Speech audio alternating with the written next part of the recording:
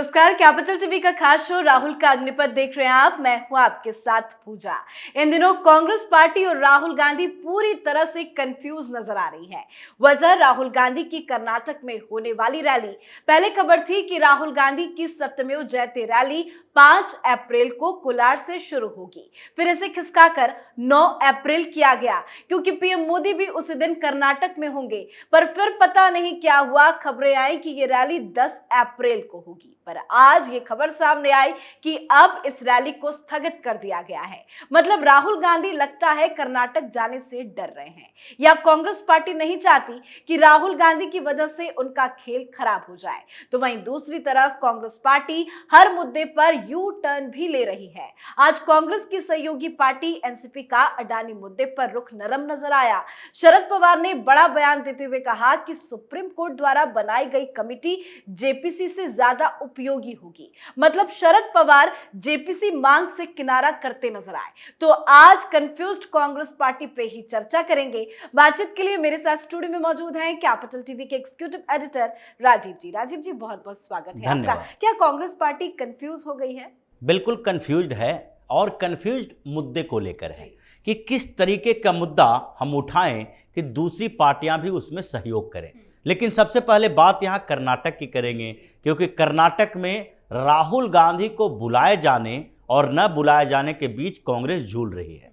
ये जो बार बार पोस्टपोन्ड किया जा रहा है और डेट एक्सटेंड किया जा रहा है, उसके पीछे एक बड़ी वजह राहुल गांधी को लेकर कांग्रेस के अंदर जो कर्नाटक में है वो कंफ्यूजन है। पहला कंफ्यूजन तो इसी बात को लेकर है कि राहुल गांधी वहां जाएंगे तो बोलेंगे क्या, क्योंकि पहले ही कर्नाटक कांग्रेस के कुछ नेताओं ने बता दिया है और राहुल गांधी के सलाहकारों को एक संदेश भी भेजा कि अगर राहुल गांधी यहां आए तो लोकल फैक्टर पर बात करें, लोकल मुद्दों पर बात करें। क्योंकि उस समय कांग्रेस के नेताओं को लग रहा था कि अभी जो प्रधानमंत्री नरेंद्र मोदी के सामने टक्कर लेना है, उनके भाषण और इनके भाषण दोनों का भाषण होगा, तो मोदी जहां जाते हैं वहां का लोकल इशू उठाते हैं। अगर वो तेलंगाना में जाते हैं तो टीआरएस, बीआरएस, परिवारवाद और वहां करप्शन की बात करते हैं। उनकी पूरी की पूरी टीम है जो रिसर्च करके रखती है कि यहां पर कौन कौन सा मुद्दा प्रभावी हो सकता है जो लोगों से जुड़े। उसी तरीके से कर्नाटक में वो कर्नाटक की बातें करेंगे, हिंदुत्व की बात भी परोक्ष तरीके से कर सकते हैं। जो कर्नाटक के अंदर जिहादी प्रवृत्ति बढ़ रही है उसकी बात भी कर सकते हैं। और वहां का जो लोकल मुद्दा है, जो पहले कर्नाटक में भ्रष्टाचार था और वो भ्रष्टाचार खत्म होता दिखाई पड़ रहा है भारतीय जनता पार्टी की सरकारों के समय में, उस मुद्दे को भी उठाएंगे। और साथ में नेशनल मुद्दा जो उठाएंगे उसका कहीं ना कहीं कनेक्शन ये परिवारवादी राजनीति और ओवरऑल हिंदुस्तान में चल रहे भ्रष्टाचार पर होगा।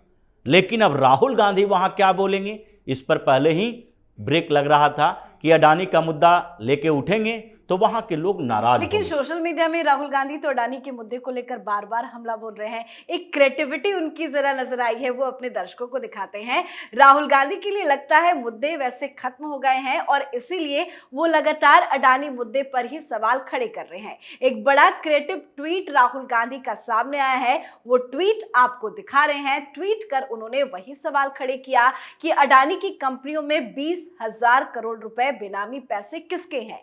ट्वीट में कांग्रेस के पूर्व 5 नेताओं को भी अडानी से जोड़ा गया है। इसमें अडानी यानी ADANI के ए अक्षर के साथ गुलाम नबी आजाद, डी अक्षर के साथ सिंधिया, ए के साथ किरण रेड्डी, एन के साथ हेमंत बिश्व शर्मा और आई के साथ अनिल एंटनी लिखा गया है। ये बड़ा क्रिएटिव ट्वीट क्यों किया है राहुल गांधी ने? देखिए, ये क्रिएटिविटी अगर इसको कोई कहता है तो बहुत सामान्य लगता है कि इतने छोटे छोटे क्रिएटिव आइडिया अगर राहुल गांधी लेकर आएंगे और इनकी इतनी बड़ी टीम है तो फिर सामान्य लोग भी इससे बेहतर क्रिएटिविटी कर सकते हैं।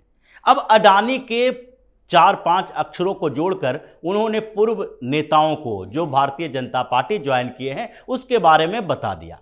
तो क्या इसी अडानी के मुद्दे पर आप विद इन 5 सेकेंड ये सोच सकती हैं कि अडानी जो शब्द है वो कांग्रेस के 5 बड़े नेताओं से जुड़ा हुआ है। कैसे? अब अगर ए से लेकर चलते हैं तो सोनिया गांधी के नाम में भी ए आता है।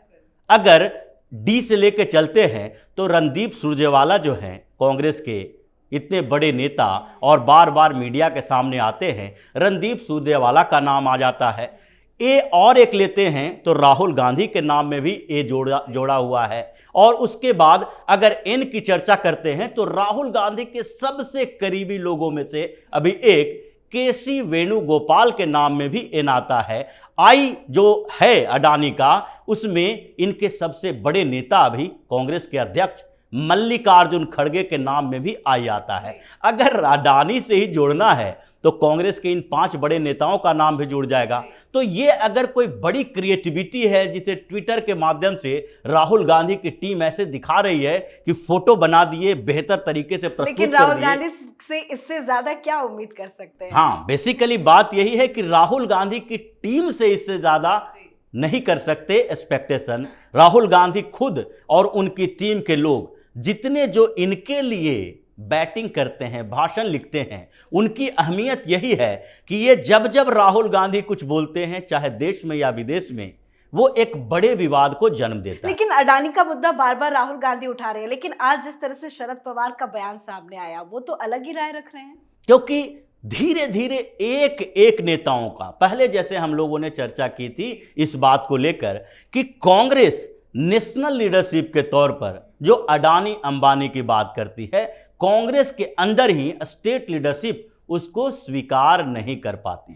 क्योंकि उन लोगों को जहां जहां सरकारें हैं, जहां आपके सरकार चल रही है, सीएम है, उसको वो स्टेट में बिजनेसमैन चाहिए, इन्वेस्टर्स चाहिए। और गहलोत अगर अडानी के साथ बैठ रहे हैं, आप उसी अडानी की आलोचना कर रहे हैं, तो गहलोत से सवाल पूछा जाता है। अगर बघेल पूछ रहे हैं तो उनसे सवाल पूछा जाता है। तो उसी तरीके से ये जानते हैं शरद पवार भी कि जो बातें अभी चल रही है, उन्होंने तो इससे भी बड़ी बातें कह दी कि जब हम लोग राजनीति में नए नए आए थे, 40-50 साल का अनुभव है, और उस समय क्या होता था, उस समय किसी को भी विपक्ष में आलोचना करनी होती थी तो टाटा बिरला का नाम लिया जाता था। अब वही टाटा बिरला अडानी अंबानी बनते जा रहे हैं। तो बिजनेसमैन के ऊपर बिना तथ्य, बिना सबूत के ये हमला करने की जो प्रवृत्ति है वो रुकनी चाहिए, क्योंकि ये हमारे देश की अर्थव्यवस्था के रीढ़ माने जाते हैं। ये एक तरह से शरद पवार ने पूरे के पूरे विपक्ष के एक जो आइडिया है उसको राहुल गांधी के सामने, कांग्रेस के सामने रखा है कि अगर आप इन बाहियात मुद्दों से किनारा नहीं करेंगे तो विपक्षी एकता की बात भूल जाएं, कोई आपका साथ देने के लिए आगे नहीं आएगा। और यही कारण है कि शरद पवार पिछले दिनों सावरकर के मुद्दे पर बोले। उन्होंने उद्धव ठाकरे को डिफेंड किया कि अगर कांग्रेस सावरकर के मुद्दे पर बात करती है तो इसका मतलब है कि महाराष्ट्र की पॉलिटिक्स में हमारे लिए वो परेशानी पैदा कर रही है। तो इसलिए इन दोनों पार्टियों ने, एनसीपी और उद्धव ठाकरे की शिवसेना। लेकिन ये तो बहुत बड़ा तमाचा है राहुल गांधी के ऊपर, क्योंकि विपक्ष ना संसद चलने दिया, अडानी का मुद्दा चिल्लाता रहा, जेपीसी की मांग कांग्रेस करती रही, काले कपड़े तक पहन लिए। लेकिन इस तरह से शरद पवार बयान दे रहे हैं, इससे तो राहुल गांधी के लिए बहुत बड़ा झटका माना जा सकता है। बहुत बड़ा झटका है राहुल गांधी के लिए कि इनका सबसे बड़ा मुद्दा अब इनके हाथों से छीना जा रहा है। यानी कि उस पर पूर्ण विराम लगाने के लिए विपक्षी पार्टियां, जो इनकी सहयोगी पार्टी है, वही सामने आ रही है। ये भारतीय जनता पार्टी की बात तो बात की है, सरकार की बात की है, क्योंकि वो उन मुद्दों पर कांग्रेस को उसी तरीके से घेर सकती है जो सरकार में बैठी हुई पार्टियां हैं कि अडानी सबके लिए है। लेकिन दूसरे स्तर पर अगर बात किया जाए तो अडानी के मुद्दे पर अभी जो विपक्षी पार्टियां धीरे धीरे अपना हाथ खींच रही है, उसके पीछे की बड़ी वजह यही है कि इन लोगों को लग चुका है कि हम कांग्रेस के इस घटिया एजेंडे में क्यों फंसे, क्योंकि सबको अपने अपने स्टेट की पॉलिटिक्स करनी है और कोई भी ऐसा स्टेट नहीं है जहां पर अडानी और अंबानी का इन्वेस्टमेंट नहीं है। उन्होंने तो साफ तौर पर कह दिया है कि एनर्जी के सेक्टर में अगर आप अडानी की कंट्रीब्यूशन को देखें, दूसरे पोर्ट के सेक्टर में देखें, अब तो एयरपोर्ट में भी अडानी की एंट्री हो गई है, तो क्या उनके कंट्रीब्यूशन से आप इनकार कर सकते हैं? उन्होंने लगभग ये बता दिया कि आपकी सरकार जब थी केरल में और केंद्र में भी, तो उस समय विजिंजम जो पोर्ट है उसका ठेका क्यों अडानी को दिया था। ये भारतीय जनता पार्टी की तरफ से निर्मला सीतारमण ने कहा था, लेकिन यही बात लगभग शरद पवार भी दोहरा रहे हैं। मतलब अब धीरे धीरे कांग्रेस अकेले पड़ती जा रही है। एक तरफ बंद कमरे में ये इन लोगों को जोड़ने की कोशिश करती है और बाहर आकर ये लोग बिखर जाते हैं, एक दूसरे के साथ दिखाई नहीं पड़ते हैं। ये शुरुआत है शरद पवार की, क्योंकि एक वरिष्ठ नेता हैं और यूपीए में अभी सबसे वरिष्ठ नेताओं में एक है जिनका सारे दूसरी पार्टियों के साथ संबंध है। क्योंकि जितने भी दूसरे अपोजिशन पार्टी के क्षेत्रीय पार्टियों के नेता हैं वो सब शरद पवार की तरफ देखते हैं। जब विपक्षी एकता की बात आती है, पिछले दिनों तो यह भी बात आई थी कि यूपीए अगर फिर से रिकंस्ट्रक्ट हो, जो दूसरी पार्टियां भी इसके साथ जुड़े, तो उसमें यूपीए का चेयरपर्सन शरद पवार को बनाया जाए। अब वो बता रहे हैं कि अगर विपक्ष को एक रखना है तो ये आलतू फालतू मुद्दे छोड़ो और सामान्य तरीके से एक ऐसे मुद्दे की तलाश करो जिसमें ये लगे कि हम सरकार के खिलाफ अगर बोल रहे हैं तो लोगों से कनेक्ट कर रहे हैं। ये हवाई मुद्दों से काम नहीं चलेगा। तो ये कांग्रेस, राहुल गांधी सबके लिए बहुत बड़ी मुसीबत वाली बात है कि अब यहां पर जो 2024 की तैयारी में कांग्रेस लगी है, राहुल गांधी लगे हैं, उसमें अब धीरे धीरे वो अकेले पड़ते जा रहे हैं। बहुत बहुत धन्यवाद सर समझाने के लिए। तो राहुल गांधी अपने लेवल पे एक नई क्रिएटिविटी ट्विटर पर लेकर आए। वैसे इस ट्वीट में जिन नेताओं का नाम जोड़ा गया है वो अब राहुल गांधी की पोल पट्टी खोल रहे हैं। ट्वीट पर अनिल एंटनी ने जवाब भी दे दिया। उन्होंने कहा कि ये परिवार नहीं, देश के लिए काम करने वालों लोगों के नाम है। पर अडानी का मुद्दा राहुल गांधी जिस तरह से बार बार उठा रहे हैं, उनके सहयोगी पार्टियों को भी अब लगने लगा है कि ये बेकार का मुद्दा है और इसीलिए शरद पवार जैसे बड़े नेता जेपीसी मांग से किनारा कर रहे हैं। आप अपनी राय कमेंट करके जरूर लिखें। देखते रहिए कैपिटल टीवी। नमस्कार।